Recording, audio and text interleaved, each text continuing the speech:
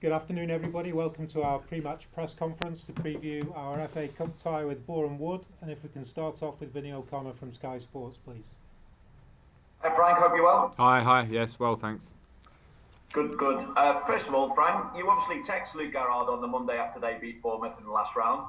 What did you have to say to him, and how will you welcome him to Goodison Park? Well, I sent him a message just to congratulate him because I'd watched the game against Bournemouth. Thought it was a special evening, and I'm actually close with Scott Parker as well. So sometimes the FA Cup just does that. I thought the feeling of the players and the fans and the owner and the manager himself, I felt it was just right to sort of congratulate him and offer him an early warm welcome to Goodison. I've been in this situation before, similar, in my playing days. And I wanted to make sure that they know that they'll get any help that they can in terms of the match day and what they need, except for the 90 minutes of the game. So, yeah, that was it. What's the biggest challenge for you, though, when you're preparing for a game against non-league opposition and clearly your favourites to beat them and quite convincingly and easily? Well, I think some of the beauty of where I'm at here now is I've been in such a short period of time that we are a work in progress in many ways in terms of what we're trying to do on the pitch. So it's just another opportunity for us to keep improving. So we don't even have to look and view it as anything but a game for us to be better than we were in our last game, to consider the opposition for what they are in terms of their strengths and weaknesses and be the best that we can be. You know, as I say, there's no feeling of will we relax and have this incredible confidence that it'll all be fine. We're not there. We need to keep working and play as well as we can. Obviously, Frank, there's been a number of off-field things to consider this week as well. We've seen that Vitaly Mykolenko criticise Russia's national team for keeping quiet over what's happening in Ukraine. Will Vitaly play tomorrow night? And is there any thought given to maybe some kind of gesture? We've seen, obviously, Ukrainian players handed the captaincy for their respective clubs, for instance. He will play tomorrow, and that was a decision I'd made, regardless of the outside situation, purely on a football decision. And of course you have to be very aware of the life decision for him at the moment. And he will play, and we'll see about any kind of gesture, but if there's a gesture, it's the fact he's starting the game, and yeah, that's a decision. Is football kind of helping him at the moment, Frank? I don't want to answer those questions for him because it feels like the training and potential of playing is a relief for him. The conversations I've had, I'd rather keep private because they are delicate. But at the moment, we're giving him all the support, and I'm sure he feels that from our end. And he's also a new player here, so there's so many things that have happened to him, let alone moving over here as a young man, coming to a different country, different city, and a different football club. He's now having to contend with all this, so he has all our support on that front. Also today, how does the club's suspension of commercial sponsorship arrangements with Alisher Usmanov impact on you, and how accurate are reports that Usmanov sat in on your interview to become the Everton manager? Yeah, well, those reports are inaccurate. My interview was with the board, with Mr. Mashiri, the chairman, Denise, the CEO, and others, but not Mr. Usmanov. So that's not accurate in that sense. In terms of what it changes, in terms of the short term, I think we can see from the outside of how we reacted as a club on Saturday against Manchester City and the steps that we make, and those are not my decisions, that's club decisions from above me, that we are doing the right thing as a club. And in the short term I've been here, I've had no doubt that we were reacting the right way. In terms of how did it affect my training session this morning? No. Did it affect how we prepare for Boreham Wood? No. And that's just where it's at. After Saturday, do you know whether you're facing any action over your post-match comments? And should the apology you received from Mike Riley negate that anyway? And also, should Ashley Cole even have his yellow card rescinded in light of that apology? I don't know about Ashley's yellow card. I'm not sure he's going to pick up another 9 or something and get suspended.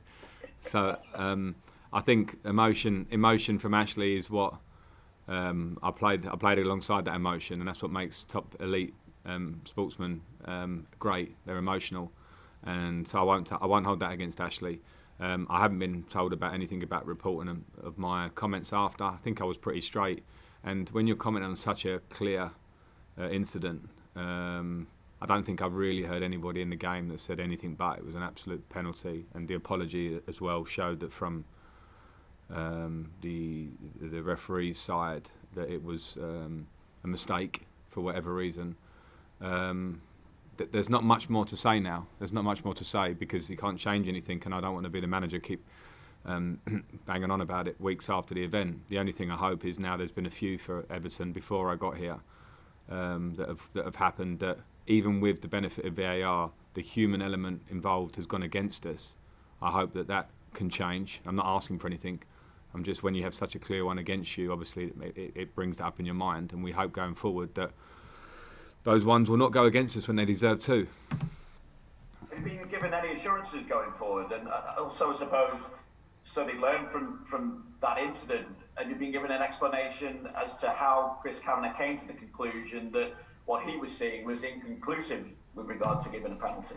No, and no, I haven't been given that. And in terms of it, it's just been explained to me it was an absolute mistake, and it hasn't been broken down to me. And that's, I think, one of the reasons why a lot of us managers and probably fans and people in football would love to hear the conversations that happen between the on-pitch referee and VAR.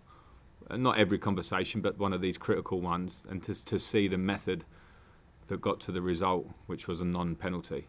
Because that's quite hard to get your head around. But I haven't been offered anything, and you know what? I don't want to hold all referees or Mike Riley to account on it, that there can be mistakes that happen. This one was very clear, and I struggled to understand how and why it happened.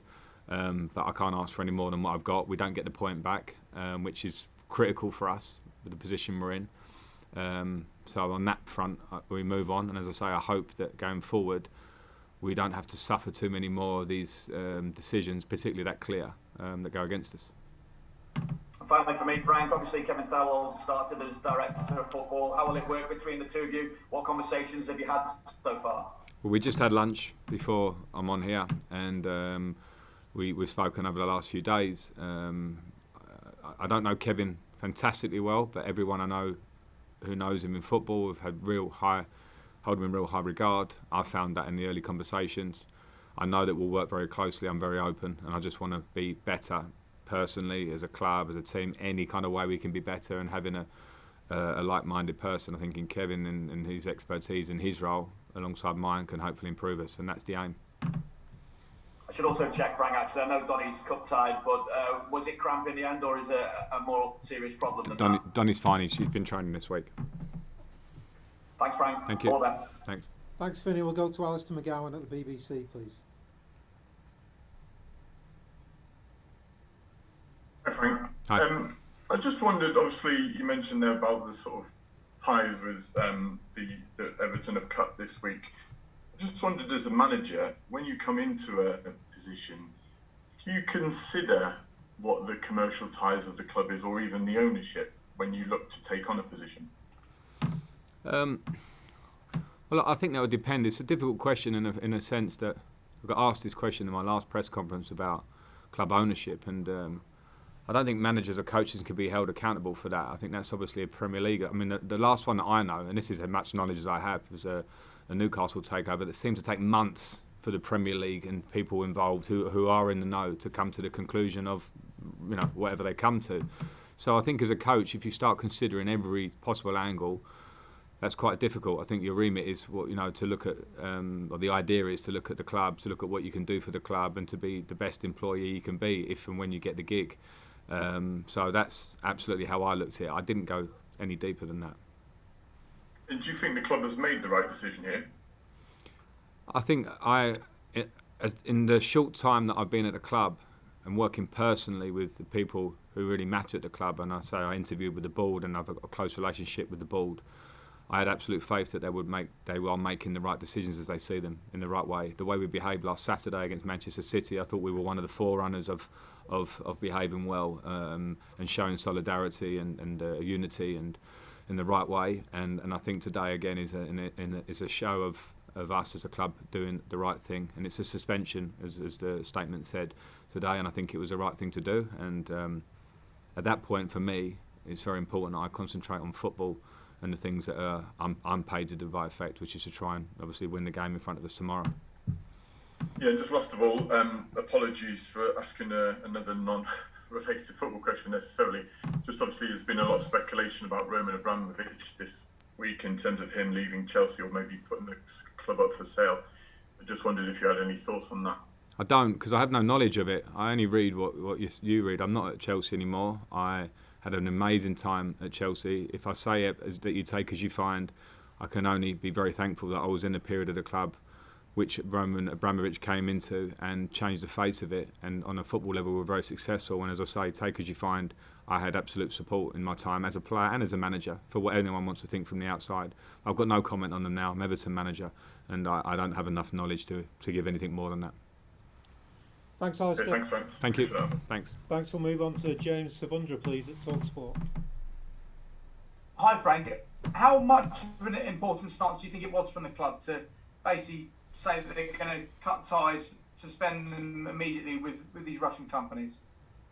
Well, if it feels right for the club, then it's the right thing to do. And at the moment, we're seeing it done very regularly across the world, people making decisions.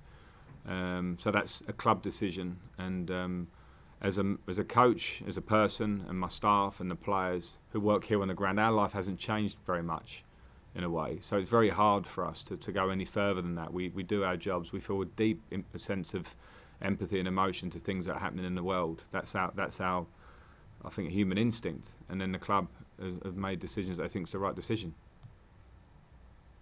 And finally, for me, Frank, I wanted to ask you about what you've made of Boreham Wood this season and the videos you've seen of their games and their cup run that's taken them this far so far. We're very impressive. We treat them with the utmost respect, which is why we prepare as we would prepare for any game. They're riding high in the league. They have a very a certain style which shows that they're well coached and well managed. I watched the game against Bournemouth actually twice when it happened, and since then, and you can see the way that they want to play. And for any team or club in the league they're in to reach this far is an absolute achievement. So that's why we welcome them well, but we will be prepared as we can and try and win the game by being our best. Thanks, Frank. Thank you. Thanks, James. We'll go to Carl Woodward at Radio Merseyside, please. Hi, Frank. Hi. You spoke about Luke Garrard earlier on. He's been managing the club since he was 30, and Derby gave you a chance in your 30s, and Wayne Rooney, for example. Is it good that clubs are taking on younger managers, putting faith in them? Yeah, I think it's great, and I think there's a lot to be said for youth. Of course, you have to have the talents and you have to have a real drive and ambition, but sometimes I think that comes with youth, to have drive and ambition and to come with a fresh set of eyes. I think that's great, and a lot of clubs are doing it and being forward thinking. I know personally that sometimes being young gives you you don't become you're not tainted by failures or thoughts of the past. You only think forward. So I'm very happy myself to work in that way and to see other managers like Luke, like lots of young managers, young British managers, because I think sometimes in our leagues here, it's been. People think it's easy for British managers, but it's not, because they're judged sometimes at a slightly different level. Are getting opportunities and doing well. I know you can't take anything for granted, but if you get through this tie, you're only one game away from Wembley, so that must be a really good incentive, mustn't it, for the players? Of course. I was speaking to Richie Richarlison earlier and chatting football and things, and he was saying it's just how desperate he is to play at Wembley. And that's because of the history of Wembley. And I'm fortunate as a player, I got to play there a lot, and it's a magical place. But we are 2 games away from doing that. So we treat Boreham Wood with respect. There's some tough teams, whoever you're going to play in the draw for the next round. But that carrot is the one that we all have to aim towards. And we saw Kidderminster was so close to knocking West Ham out the last round. So you really do have to be on your guard, don't you? Well, absolutely, because this is football, and we saw what Boreham Wood did at Bournemouth, and if we are not, if we don't get the details right, if we don't prepare right, if we don't approach the game in the right attitude, then that is always possible. So we're certainly not taking it lightly going into it. And Nathan Patterson, we've mentioned about him in the last few weeks and wherever, but how pleased have you been with his patience? Because he hasn't played yet, has he? He hasn't started the game, but has he been shown great patience? I don't know. He is on the outside. He's showing great patience because he hasn't come knocking on my door. I think a few things with Nathan. He's come here at a young age to the Premier League, It's a big ask, and he's a developing player of sorts, and he comes in a position where our captain is there, and Seamus has been playing very well. Of course he'll get his games. That's what we brought him here for, and he's certainly a player for the now and the future. So he will need to be patient at times, and he'll need to keep working at times and develop, and that's very, very normal to come to a club in the Premier League like ourselves. For a young player to get in is not easy, but we got him here for a reason. He's been great. He's been, getting on with his job and training, and he needs to keep taking steps every day, learning in training, giving everything in training, and when he gets his opportunities, come and show what he can do. Thanks, Carl. If there's anyone with any further questions for the open section of the press conference, if you can please use the raise your hand button now.